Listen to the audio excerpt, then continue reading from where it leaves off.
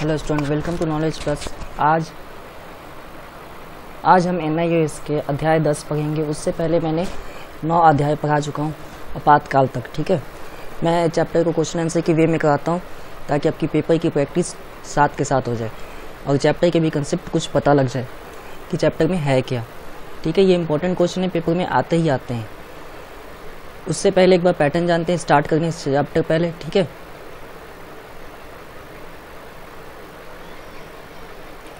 Pattern हमारा है कि 5 नंबर के क्वेश्चन आते हैं, 8 के आते हैं और 2 को आते हैं। ठीक है, जो 2 नंबर के हैं 10 क्वेश्चन आते हैं, जो 5 नंबर के वो 8 आते हैं और 8 नंबर के सिर्फ 5, 40 इसके हो गए 8 नंबर वाले। ठीक है, और 5 नंबर वाले भी 40, 2 नंबर वाले 10, 23 क्वेश्चन आएंगे। ठीक है, अटेम्प्टिंग सारे ही करना। ठीक है, तभी तो पता लगेगा कि कितने मार्क्स आपके आ सकते हैं। अगर क्वेश्चन छूट जाएंगे तो चांसेस कम ही होते हैं पासिंग के भी। तो इसलिए मैं यही सजेस्ट करूंगा कि सारे क्वेश्चन अटेम्प्ट करने की कोशिश करना। ऑप्शनल को छोड़ दो, उसके अलावा जितने हैं वो सब अटेम्प्ट कर लेना।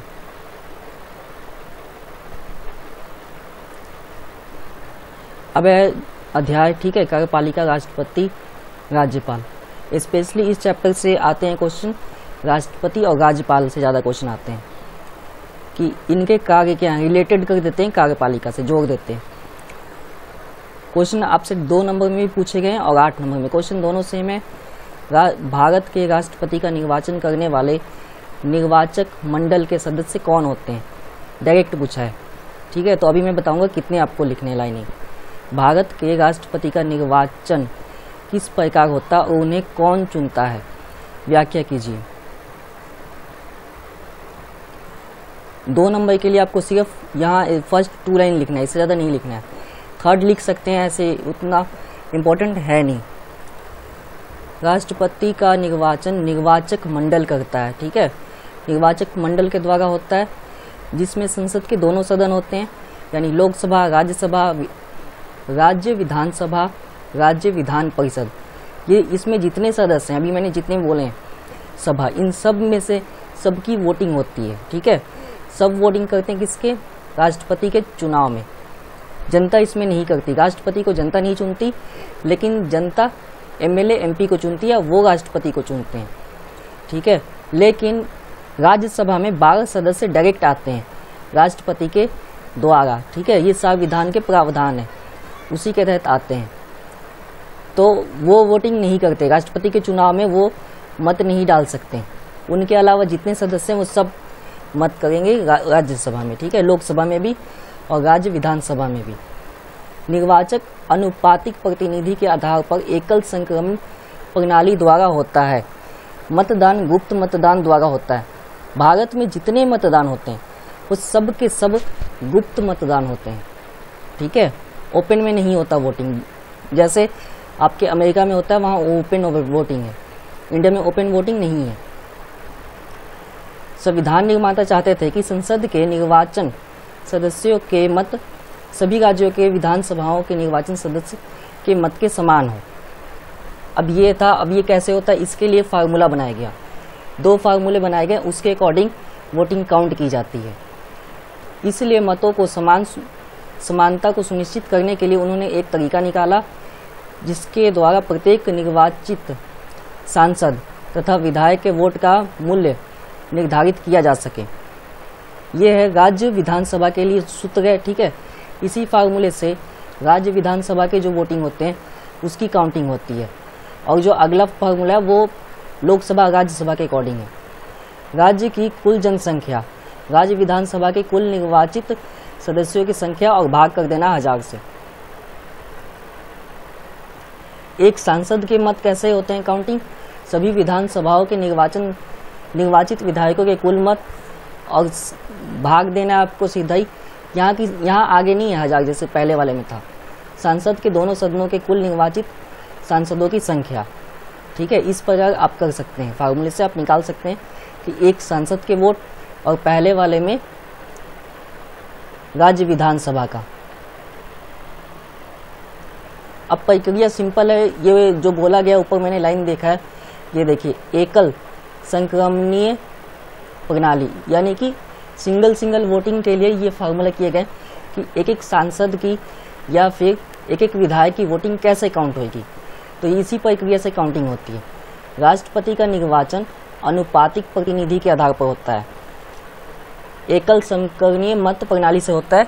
इस प्रणाली में सभी प्रत्याशी के नाम मत पत्र पर लिखे होते हैं, ठीक है। वोटिंग में वोट डालने से पहले एक आपको पर्ची मिलती है, उस पर नेम होता है और आपको बस वो पर्ची लेके जाना है, वोटिंग करते हैं। जैसे आम जनता वोटिंग करती है वैसे इसमें भी है, लेकिन यहाँ पे नेम सांसद के होंगे और विधायक के होंगे, ठीक है। बाकी सारी प्रक्रिया जो लोकसभा में चुनाव होते हैं वैसा ही है, इतना ही चेंजेस है कि यहाँ पे जनता वोटिंग नहीं करती बस, और मत उनके आगे संख्या लिखे होते हैं। तो आपने समझ लिया ये क्वेश्चन हम 8 मार्क्स का था, इम्पोर्टेंट था। अब इतना अगर आप लिख देते हैं तो 8 में से 6 तो मिल सकता है, ठीक है। अगर एग्जाम्पल यहाँ आप लिख सकते हैं तो फिर मार्क्स और बढ़ जाएंगे, 7 हो जाएंगे या 7.5 भी हो जाएंगे। मैंने एग्जाम्पल नहीं दिया है। अगला क्वेश्चन 2 मार्क्स का है, तो 2 मार्क्स में डायरेक्ट ही पूछा है कि 2 बताने हैं काउंट करके, तो मैंने 3 बता दिए हैं, ठीक है। आप भी ऐसे ही लिख देना। राज्य के राज्यपाल की निम्नलिखित वित्तीय शक्तियाँ। तो पहली मैं बता दूं कि जिस प्रकार देश में राष्ट्रपति के हाथ में पावर है ना, उसी प्रकार एक राज्य में राज्यपाल के हाथ में पावर होती है, ठीक है।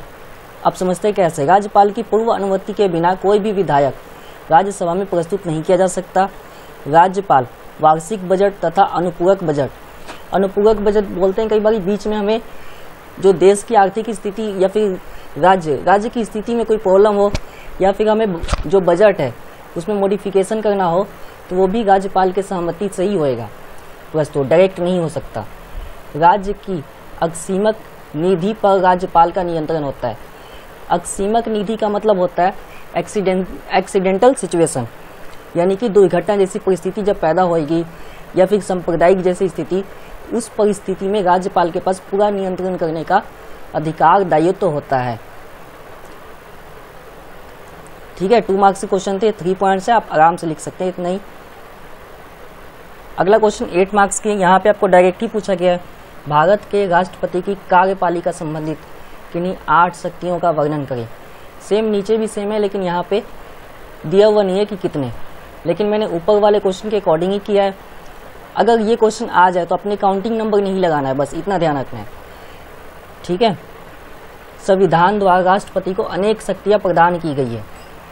प्रमुख रूप से राष्ट्रपति की शक्तियों को कार्यपालिका संबंधित विधायी, वित्तीय तथा न्यायिक शक्तियों में वर्गीकृत किया जा सकता है।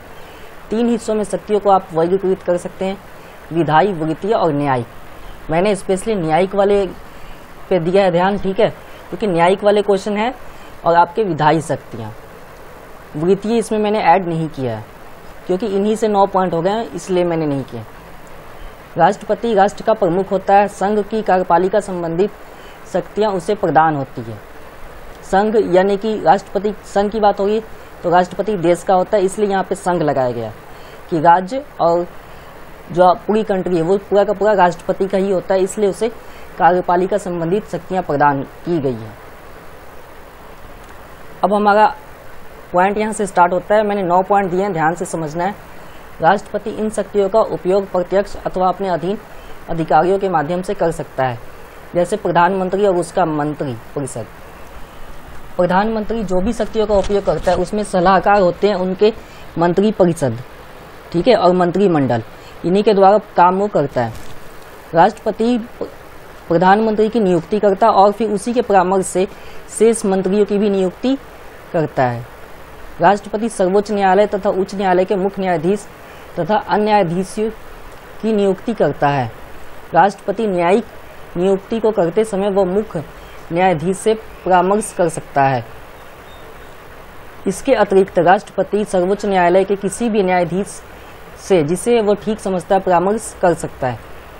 उच्च न्यायालय के मुख्य न्यायाधीश तथा न्यायाधीशों की नियुक्ति करते समय वह राज्यपाल की भी सलाह लेता है, ठीक है, या ले सकता है। उच्च न्यायालय के न्यायाधीश की नियुक्ति में वह राज्य के मुख्यमंत्री से भी परामर्श ले सकता है, राज्यपाल से भी परामर्श ले सकता है। अगर उच्च न्यायालय, यहाँ पे हाई कोर्ट की बात होगी, अगर हाई कोर्ट के जज को अपॉइंट करना होता है तो राष्ट्रपति किससे सलाह ले सकता है, राज्यपाल से भी और मुख्यमंत्री से भी, सीएम से भी, ठीक है।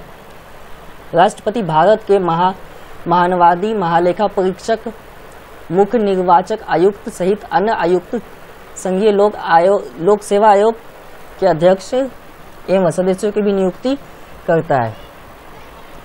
ये ऑडिट डिपार्ट होता है, ठीक है, कि देश में कौन कौन से काम हुए हैं, इसलिए बोला गया इन सब के परीक्षा की डायरेक्टली अपॉइंटिंग होती है राष्ट्रपति के द्वारा। लास्ट पॉइंट देखते हैं इसमें क्या है कि वह राज्य के राज्यपाल तथा केंद्र शासित क्षेत्रों के उप राज्यपाल की नियुक्ति करता है। यह सभी नियुक्ति प्रधानमंत्री तथा मंत्री परिषद की सलाह से की जाती है। अगला क्वेश्चन है उपराष्ट्रपति। हमने अभी तक पढ़ा है कि राज्यपाल के जाने हैं, ठीक है, और राष्ट्रपति के। उपराष्ट्रपति को ठीक है वर्णन नहीं था ना ही लेकिन चैप्टर में टॉपिक भी है और क्वेश्चन भी आते हैं, 2 मार्क्स के आए हुए हैं। मैं पेपर 5 ईयर्स के सीधा सॉल्व करके आपको करा रहा हूँ, उसी में से ये क्वेश्चन आते ही हैं। भारत के उपराष्ट्रपति के किन्हीं 2 कार्यों का वर्णन कीजिए। उपराष्ट्रपति राज्यसभा का सभापति होता है, जिसका अर्थ है कि जो उपराष्ट्रपति बनेगा वो राज्यसभा के सभापति के रूप में अपना दायित्व निभाएगा। उसके कार्यों के सदन में व्यवस्था बनाए रखना, सदस्यों को प्रश्न पूछने का मौका देना और विधायकों तथा अन्य प्रस्तावों पर मत करवाना। उपराष्ट्रपति राज्यसभा का सदस्य नहीं होता, लेकिन अगर मत समान हो जाए, यानी वोटिंग जितनी होती है वो इक्वल हो जाए, तो अपना कीमती वोट देकर वो निर्णय ले सकता है। जैसे मान लीजिए कोई भी याचिका है और उसमें वोटिंग हुआ 50-50 हो गया वोटिंग, तो एक वोटिंग करके 51 अपना वोटिंग कीमती वोट देके वो निर्णय ले सकता है। राष्ट्रपति की जब कभी मृत्यु हो जाए या त्यागपत्र या महाभियोग के कारण पद खाली रहे तो उपराष्ट्रपति 6 महीने के लिए कार्य संभाल सकता है बिना चुनाव के, ठीक है, लेकिन 6 महीने के बाद चुनाव होना ही होना अनिवार्य है, ये संविधान के अनुसार है। लास्ट क्वेश्चन है और अंतिम क्वेश्चन है। मैं स्पेशली 5 ही क्वेश्चन करवाता हूँ हाईएस्ट, ठीक है, क्योंकि चैप्टर में ही इतने क्वेश्चन इंपॉर्टेंट होते हैं और बाकी इंपॉर्टेंट नहीं होते, और इन्हीं में से आएंगे घुमा फिरा कर। आपको वर्डिंग देखना है, समझना है। अब जैसे यहाँ पे डायरेक्ट पूछ लिया गया राज्यपाल की शक्तियाँ, ठीक है, तो आपको ऐसे घुमा के पूछ सकते हैं कि राज्यपाल कौन कौन से कार्य कर सकता है, उसके हाथ में कितने काम है, 5 नंबर में ही दे सकता है। सेम आंसर आएंगे। कार्यकारी शक्तियाँ राज्यपाल के सभी, पहले तो हेडिंग डाल लेना, स्पेशली जो भी आपको ऐसे पावर वाले क्वेश्चन आएंगे कि राज्यपाल की निम्नलिखित शक्तियाँ हैं। राज्य में सभी कार्यपालिका संबंधित कार्य राज्यसभा के नाम से ही होते हैं।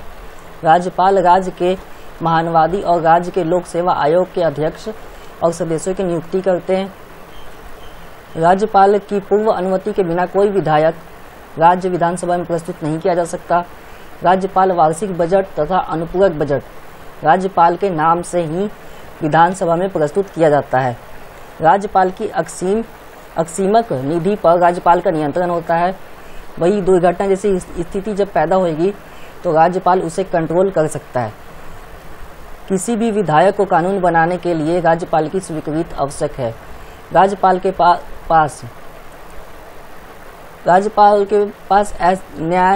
न्यायालय दंडित किसी भी अपराध को या उसके कानून के विरुद्ध अपराध करने पर मिले दंड को माफ करने, स्थगित करने या कम करने का शक्ति है। जिस प्रकार राष्ट्रपति किसी भी अपराधी की उसके दंड को कम कर सकता है, वैसे ही राज्य में राज्यपाल के पास ये अधिकार दिए गए हैं कि ऐसे दंड को राज्यपाल कम भी कर सकता है, माफ भी और स्थगित भी कर सकता है। तो यह हमारा चैप्टर कंप्लीट है 10वां। अगले चैप्टर में मिलेंगे।